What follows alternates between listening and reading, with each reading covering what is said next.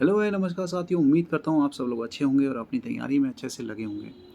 तो अभी-अभी सुबह मुझे एक मैसेज आया था इंस्टा पे कि हम एसएससी की तैयारी करें या बैंक की तैयारी करें या दोनों तैयारी साथ-साथ करें, उनमें से क्या ठीक रहेगा, क्या नहीं रहेगा। मैंने एक पहले भी वीडियो बनाई थी, उसमें भी बताया था कि आप लोग कैसे डिसाइड कर सकते हो। मैं अभी भी एक बात बोलता हूँ, देखो अगर आपके दिमाग में सिर्फ़ करप्शन वाली वो वाली इमेज है कि यार सरकारी नौकरी है, करप्शन कर रहे हैं, ये कर रहे हैं, देखो वैसे क्यों मैंने ऑब्ज़र्व किया वो तो कहीं भी पॉसिबल है नहीं, लेकिन फिर भी आपके दिमाग में तो मैं यही कहूँगा आप सीजीएल की तैयारी करो क्योंकि बैंक में तो पॉसिबल है नहीं ये सब आपका, ठीक है?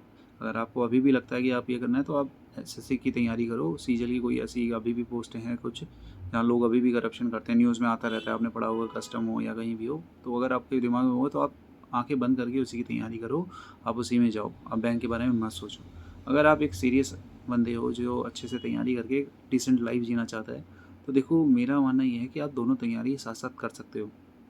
सीजीएल में बस थोड़ा बहुत आपको एडवांस में थोड़ा ऐड हो जाता है, बाकी नॉर्मली बैंक और एसएससी की तैयारी साथ-साथ की जा सकती है। प्रीलिम्स तो एटलीस्ट आप कर ही सकते हो साथ-साथ, बैंक की रीज़निंग ही तो थोड़ी बहुत आपको प्रैक्टिस करनी है। मेंस में सब्जेक्ट अलग-अलग हो जाते हैं, बाकी प्रीलिम्स तक तो सब कुछ सेम ही है, आप उसमें तो तैयारी करो। ये मत सोचते रहो, कई अभी भी मैं देखता हूँ कई यूट्यूबर जो एक स्पेसिफिक उस पे रहते हैं कि नहीं आपको सीजली करो, सीजली है बैंक के तो मत बेकार करो। मैं मानता हूँ बैंक में स्ट्रेस है, काम ज़्यादा है, ठीक है? उस हिसाब से आपको सैलरी भी है, ठीक है?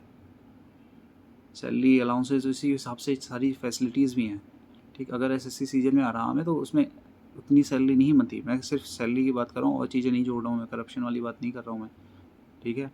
तो इसलिए आप अपने दिमाग में ये सारी चीज़ें मत लाया करो। आप अभी मैथ्स, रीज़निंग, इंग्लिश इन चीज़ों पे ध्यान दो।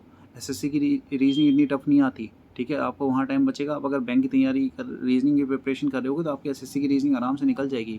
बचते हैं इंग्लिश और मैथ्स, आप उसकी तैयारी तो करो अच्छे से।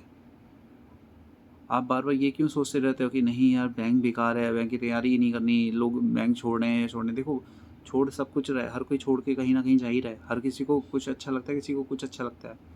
मेरा सजेशन यही है, अगर आप पहले सबसे पहली चीज़ तो आप एक जॉब लो। अगर आपको लगता है, अगर आपके पास टाइम है, कोई बहुत अच्छी वो करने का अगर आप, तो मैं कहता हूँ अगर आपको अपने होम स्टेट में पोस्टिंग मिल जाती है, ठीक है? होम स्टेट में किसी अच्छी पोस्ट पे मिल जाती है, तो आप सीजीएल ले लो, क्योंकि उससे बेटर नहीं है। घर के पास रहेगी, आपका जो हाउस रेंट का खर्चा आएगा ना वो बचेगा, अगर आपके घर के पास मिलती है, ठीक है? स्टेट की बात नहीं कर रहा हूँ, आपके घर के पास मिलती है तो आप वो ले लो। जैसे दिल्ली में है, दिल्ली में अगर आपको एएसओ वाली कोई पोस्ट मिल जाती है आपके लिए ठीक है, आपका घर का खर्चा बचेगा। वरना दिल्ली में बाहर का बंदा, स्टेट का बंदा आके एएसओ की पोस्ट ले लेता है ना, उसका खर्चे बहुत हैं, ठीक है? एक ढंग का घर नहीं मिलता दिल्ली में 10-12 हज़ार से नीचे, ठीक? और उसमें फिर आपको अपना सामान, फर्नीचर वगैरह अलग से लेना होगा, वो चीज़ अलग है, ठीक? तो इन चीज़ों का ध्यान रखा करो। हर चीज़ में कुछ ना कुछ फ़ायदे हैं तो कुछ ना कुछ नुकसान है। बैंक में अगर कुछ मॉनेटरी बेनिफिट है तो इस उस हिसाब से स्ट्रेस भी है। वो स्ट्रेस हैंडल करना आपके ऊपर है, आप कैसे करते हो, देख, ठीक है? जो लोग स्ट्रेस को हैंडल नहीं कर पाते वही कहते हैं कि यार नहीं हो पाएगा, बैंक में तो बेकार है, ये है, वो है, सारी फाइनेंशियली मैटर में देखा जाए ना, बैंक मच बेटर है एसएससी सीजीएल की पोस्टों से, ठीक है? आपका बैंक बहुत इन चीज़ों पे बहुत ध्यान देता है। और लोग कहेंगे लीव नहीं मिलती, ये नहीं मिलता। लीव देखो, नो डाउट सीजीएल की पोस्टों में ईज़िली लीव मिल जाती है। लेकिन ये कहता है ना कि बैंक में मिलती ही नहीं है, तो ये आपके ऊपर है। आपको आना चाहिए कि आपको लीव कैसे मिलती है, कैसे लेनी होती है। ये चीज़ें कोई सिखाएगा नहीं, आपको वक़्त के साथ ही सीखनी पड़ेंगी। अब आप इस जॉइन करते ही तो ये चीज़ें सीखोगे नहीं, 2-3 साल जब हो जाएगा तभी आप ये चीज़ें सीख पाओगे कि भैया आपको लीव मिलती है क्या, कौन-सी लीव होती है, कब कैसे मिलती है। हाँ, नो डाउट लीव के मामले में सीजीएल की पोस्ट बेटर है, मैं अभी भी कह रहा हूँ। वहाँ ईज़िली लीव मिल जाती है क्योंकि वहाँ पे इतना वर्कलोड नहीं है, वहाँ काम इतना ज़्यादा नहीं है कि बंदों को लगातार वो करा जाए। बैंक में स्टाफ कम है, इसलिए लोग लीव नहीं देते हैं, ठीक है? लोग यही कुछ ना कुछ बहाने बनाते रहते हैं, लीव कम से कम देने की कोशिश करते हैं, ठीक है? तो मैं भी जब सीजीएल में था तो वहाँ लीव ईज़िली मिल जाती थी, ठीक है? तो इसलिए इन चीज़ों को मत सोचा करो कि यार ये पोस्ट बेकार है या ये वो है। अभी भी कोई वायरल फ़ोटोज़ और वीडियो वो आ जाते हैं, कमेंट्स आ जाते, वो वीडियोज़ आ जाती है कि बैंक में ये हुआ, बैंक में वो हुआ। यार वो तो किसी भी डिपार्टमेंट में हो सकता है, आप चाहे कहीं भी काम कर रहे हो। नो डाउट रिस्पेक्ट अभी भी लोगों के दिमाग में जो सीजीएल की पोस्ट है उनको लेके ज़्यादा है, क्योंकि हम पुराने वो लोगों को देखते हैं कि पुराने टाइम में ऐसा होता था, पुराने टाइम में ऐसा होता था। देखो पुराने टाइम में कोई इतना टेक्नोलॉजी नहीं थी, ना ही वो था, तो मैनुअली काम होते थे। सारा कुछ जो सरकारी बाबू है उसके हाथ में होता था, इसलिए हम पुराने लोगों ने इतना कुछ वो कर लिया है।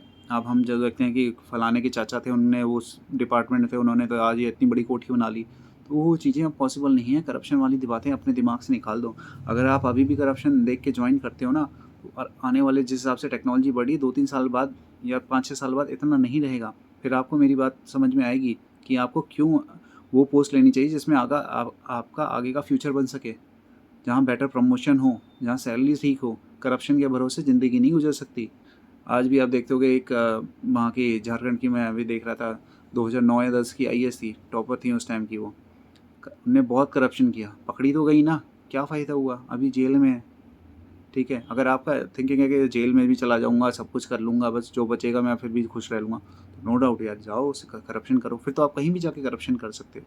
आपके लिए तो सब जगह आपके लिए दरवाजे खुले हैं, आप तो कुछ भी कहीं भी कर सकते हो।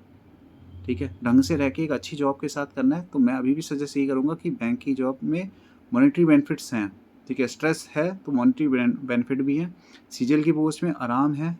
ठीक है, इतना स्ट्रेस नहीं है, कुछ पोस्टों में है, बैंक से, कुछ पोस्टों में तो बैंक से भी ज़्यादा है, जैसे सीबीआई वगैरह, उनमें बैंक से भी ज़्यादा है, लेकिन आराम है। आपका टाइम फिक्स है कि आप 6 साढ़े 6 पे निकल जाओगे। कई बार होता है कि वहाँ पे लंबा टाइम खिंच जाता है, जैसे मैं था ऑडिटर की पोस्ट में, उसमें एक दिन प्रोग्राम रन किया तो हम रात रात भर बैठे रहे, तो वो चीज़ हर जगह हो जाती है। ठीक है, तो सजेशन यही है मेरा, अगर आपको ऐसी पोस्ट मिलती है जो आपके घर के पास हो, ठीक, जहाँ आपका एचआरए बचे, तब आपके लिए सीजीएल की पोस्ट बेटर है। वरना अगर आपको ये दूसरे आप मेरी बात पे अगर आपको बिलीव नहीं आ रहा, तो अभी आप यूट्यूब पे भी सर्च मारोगे ना, एक एएसओ हैं मैम, एएसओ हैं, दिल्ली में पोस्टेड हैं, किसी और स्टेट के, उन्होंने खुद वीडियो डाला हुआ कि कुछ नहीं बचता फिर सैलरी में, क्योंकि एक न्यू ज्वाइनी एएसओ की सैलरी, जो नेट सैलरी है उसके पास आएगी तो 70-75 के आसपास बनेगी। ठीक है, एचआरए इंक्लूड है। बैंक वाले की जो सैलरी होगी उसमें एचआरए इंक्लूड नहीं होता। वहाँ दिल्ली में अच्छी खासी लीज मिल जाता है, आपको आराम से अच्छा सा घर ले सकते हो आप दिल्ली में। ठीक है, वहाँ जो आपको एएसओ बनने के बाद आपको जो घर लोगे ना, आप 10-12 हज़ार से बड़ा घर नहीं ले पाओगे। 70 हज़ार की सैलरी में आप अगर घर में ही सारा खर्च कर दोगे तो बचाओगे क्या, फ्यूचर में करोगे क्या? 10-12 हज़ार का घर लेने में भी आपको फिर उसके में सामान लेना है, सारी चीज़ें बहुत हैं। बैंक फर्नीचर के पैसे देता है, 1.5 लाख में अच्छा खासा आपका फर्नीचर आ जाता है। आप किसी भी बैंक में हो, मिनिमम 1.25 लाख या 1.5 लाख के आसपास फर्नीचर का अलाउंसेस मिल जाता है, और वो ज्वाइनिंग के बाद ही ले सकते हो आप। तो कुछ फ़ायदे हैं हर जगह, हर तरफ हर टाइम बुराई करने से कोई फ़ायदा नहीं होगा।